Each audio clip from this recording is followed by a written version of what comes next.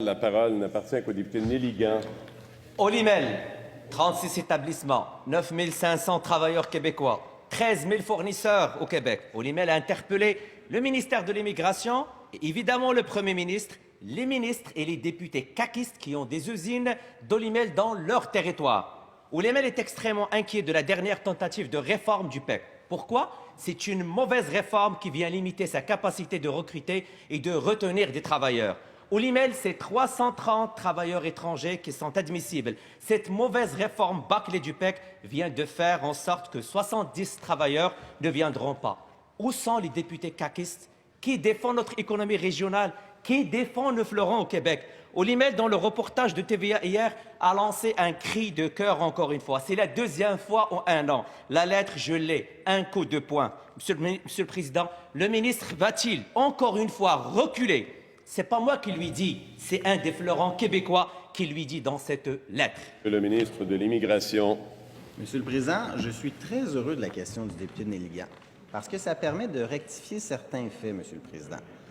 Le député de Néligan se bat pour maintenir le PEC avec les conditions antérieures, Monsieur le Président, parce qu'il ne souhaite pas qu'on fasse de changement.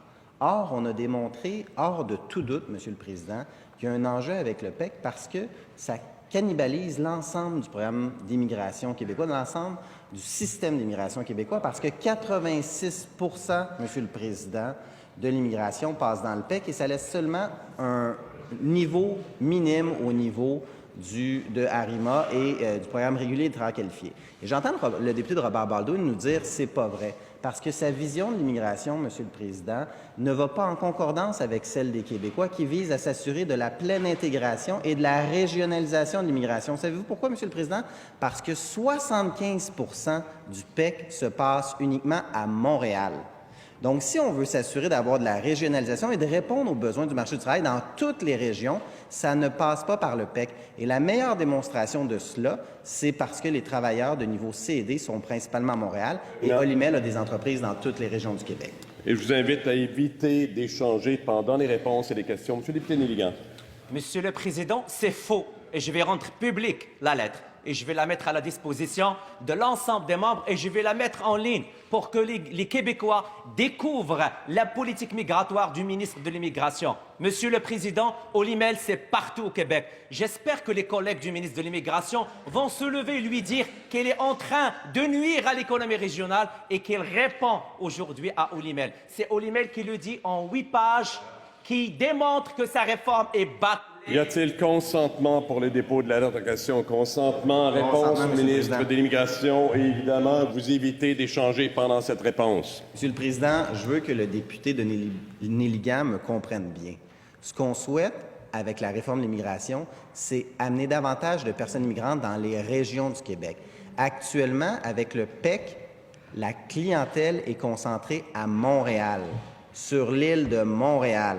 Si on veut répondre aux besoins de l'usine de Saint-Hyacinthe ou des usines en Beauce d'Olimel, il faut passer par ARIMA parce qu'on va pouvoir inviter les travailleurs en fonction des besoins de l'entreprise, en fonction des besoins de Olimel. Et d'ailleurs, Monsieur le Président, lors de la consultation pluriannuelle l'été dernier, Olimel est venu témoigner en commission parlementaire. Je leur ai demandé, réussissez-vous à conserver tous vos travailleurs étrangers temporaires? Par le PEC, ils ont dit non parce que ça ne répond pas à leurs besoins. Deuxième complémentaire, Monsieur le député Néligan. Rectifions les faits, Monsieur le Président. Le rapport, elle est là de l'été 2019. Je vais encore une fois le déposer, Monsieur le Président.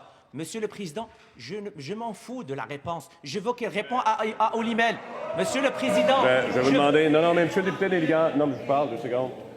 Je vais demander de faire et d'être prudent depuis le début de la semaine sur les mots utilisés, sur l'attitude, sur le ton. Je vous demande d'éviter certains mots du vocabulaire. Monsieur le député Néligan, je sais que vous comprenez.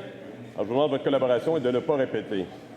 Monsieur le Président, ça ne me dérange pas sa réponse. Je veux qu'elle réponde à Olimel. C'est Olimel qui le dit hier sur les ondes de TVA. 8 pages, Monsieur le Président. Est-ce que oui ou non, aujourd'hui, le ministre de l'Immigration va répondre à ce fleuron québécois? C'est ça la question. Elle est très simple. Oui ou non? Est-ce qu'il va répondre? Monsieur le ministre de l'Immigration, d'abord, consentement pour le dépôt du document nouveau. Consentement. Monsieur le ministre de l'Immigration, vous êtes le seul à avoir la parole. Je comprends que le député Néligan essaye de trouver tous les moyens possibles pour attaquer la réforme du PEC. La réalité, Monsieur le Président, c'est que j'ai consulté, je suis retourné travailler et l'ensemble des acteurs du milieu sont satisfaits. Par contre, Le député Nilgand ne m'a pas posé de questions sur le rapport de l'OCDE qui a été rendu public hier, qui est lapidaire par rapport à la gestion de l'immigration du Parti libéral du Québec. Une organisation internationale indépendante nous dit que la gestion libérale avait de graves problèmes avec notre système d'immigration. Et même ce qu'ils disent, là, ils disent que le PEC ne doit pas être le seul moyen d'entrée permanent au Québec sous peine de miner son propre système de sélection qualifiée. D'où les efforts nécessaires pour conserver un Québec attractif pour les immigrants. C'était nécessaire de réformer. C'est l'OCDE qui le dit. Question